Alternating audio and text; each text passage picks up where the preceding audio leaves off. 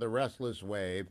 Admiral, we had my brother-in-law, Naval Academy class of '67, over along with our main gang, and the main gang heard George and I talking about the Restless Wave, and they wanted it, but I got to get it back before I leave because I've read half of it. The Fetching Mrs. Hewitt has read three-quarters of it, and George has it, and everybody loves it. And now there's a little bit of a family angle here because George and my wife's grandfather and uncle are in the book in minor roles. But I'm telling you, this is a fabulous read. Everybody wants it. How's the response going?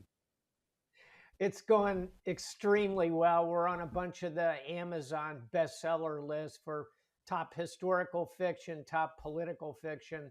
Uh, Fingers crossed over the next couple of weeks, we'll break into that New York Times bestseller list where 2034 landed. And I'm feeling good, Hugh.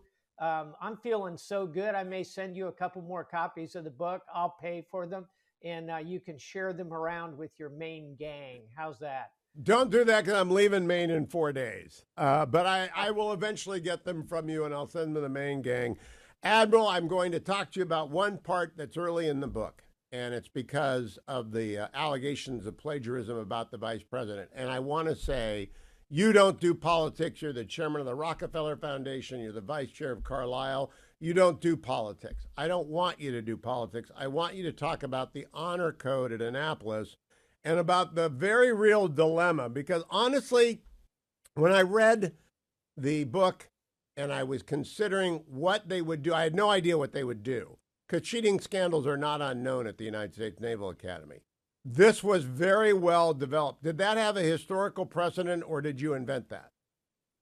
That had a historical precedent from my own class of 1976. And this was Oh, a cheating scandal. Oh, yeah. This was a cheating scandal that involved the leak of the test in navigation.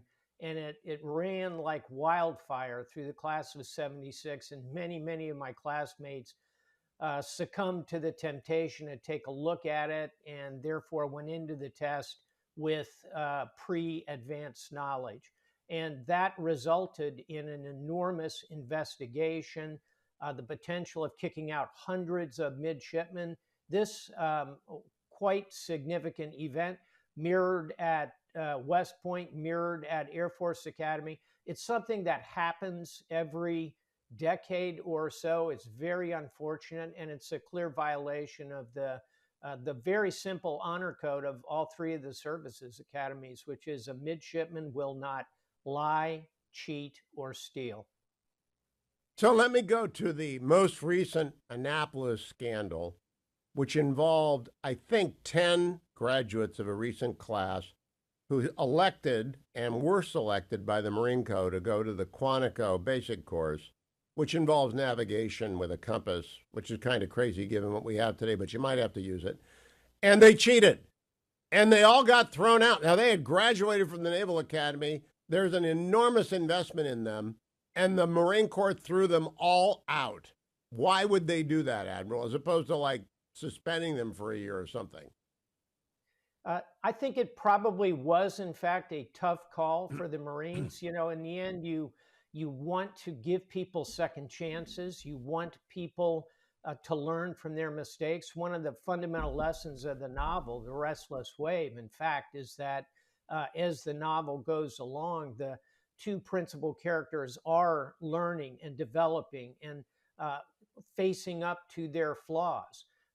Having said that, in terms of core value like that, and particularly for the U.S. Marine Corps, which I think stands atop all the other services in their focus on morality and ethics, they don't want to tolerate people who lie, people who cheat, Okay, people Admiral, who I want to ask you a steal. straight up question. This is not a trap question. I'm not talking to you about Vice President Harris. I'm just asking, is plagiarism a Bilgegate offense at the Naval Academy?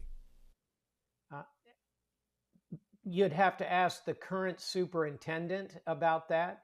I would say that if it is cheating, which is normally obtaining answers early on a test, copying someone else's work, plagiarism would edge into that.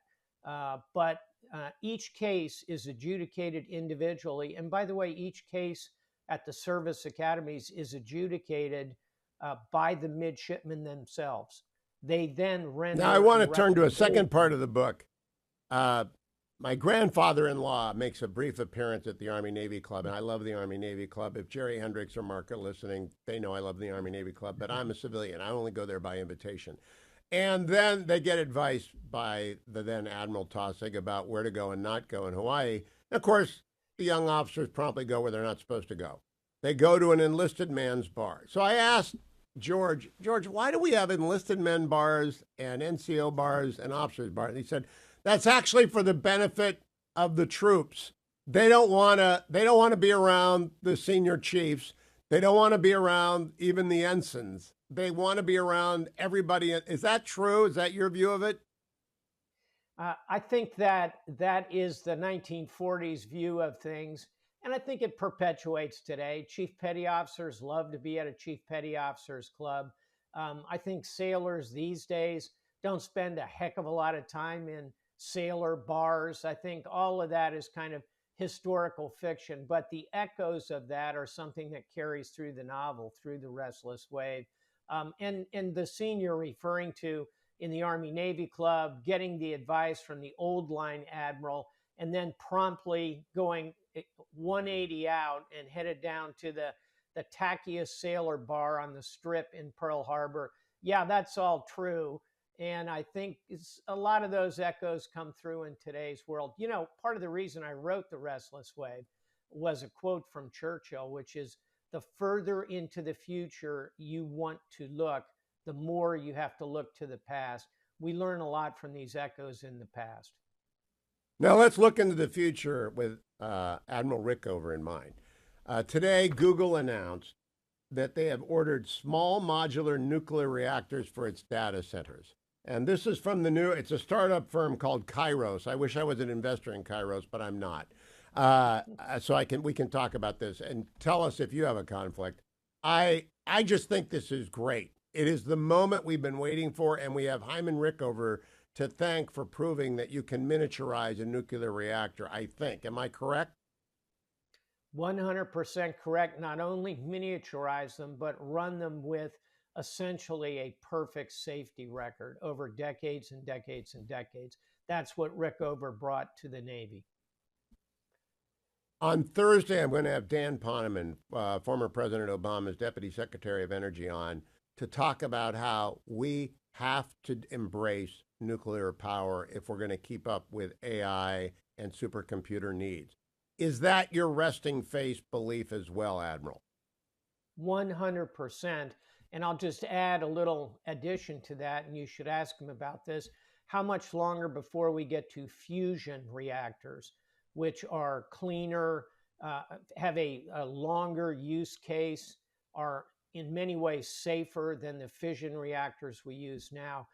There is enormous change coming in nuclear power, and he is my view, it is 100% correct to say that we have to turn that dial and have more nuclear reactors. We only have a handful here in the United States, yet the U.S. Navy has shown decade after decade you can not only miniaturize them, not only operate them safely, you can put them on moving platforms going 40 miles an hour and drive them to the bottom of the sea, 1,000 feet or more beneath the surface.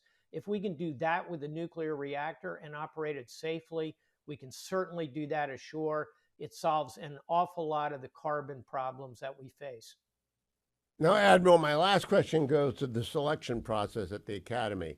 You're a protagonist, and this is the first of 3 novels, right? Yes. All right. I'm looking forward to this. Is going to be like Winds of War, but with a bonus. And I hope someone in Hollywood is listening and options this already. The big get was to be a battleship guy at the Annapolis class of 41. You wanted to be on a battleship. Turned out in about 10 minutes that battleships at Pearl Harbor were not really what you wanted to be. You wanted to be on a carrier or a submarine. What's the big get at the Academy now? The big get at the Academy in surface warfare, which is what we're talking about in my wheelhouse is to be on an Arleigh Burke-class destroyer like the USS Barry, which I commanded. They're multi-domain, meaning they shoot missiles, they shoot tomahawks, land attack. They are quite effective against submarines. They do command and control.